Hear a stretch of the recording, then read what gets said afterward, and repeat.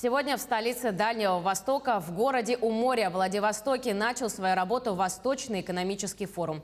Программа мероприятия насыщенная. Якутия на форуме принимает участие с первого дня его проведения.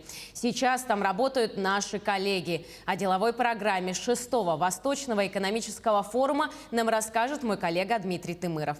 Дмитрий, здравствуй, тебе слово.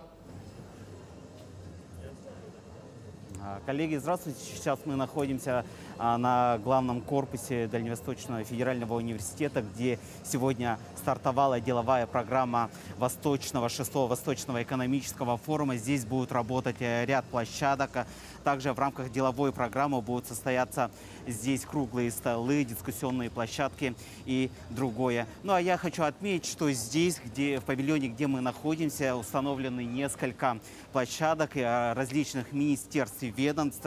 В рамках работы деловой программы Якутия представит здесь проект Жатайской судоверфи, а также строительство Ленского моста. Ну а мы можем сейчас вам показать несколько картин из работы сегодня Восточного экономического форума. Это у нас получается стенд Федеральной службы по надзору в сфере защиты прав потребителей, а также здесь площадка Почты России. Если далее двигаться, то там можно посмотреть площадку Роспотребнадзора. В целом хочется отметить, что сегодня в первый день глава Якутии, то есть делегация нашего региона, встретилась с представителями Mitsui, компании из Японии, где обсудили ряд значительных проектов, которые реализуются сегодня на территории нашего региона.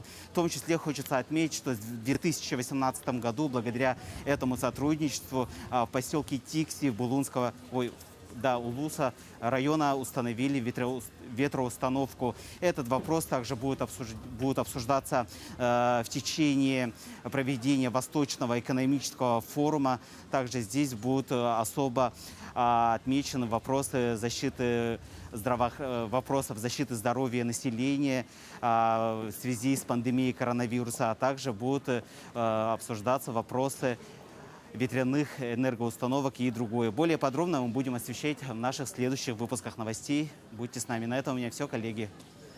Спасибо, Дмитрий. А я напомню, что с нами на прямой связи был наш корреспондент Дмитрий Тымыров.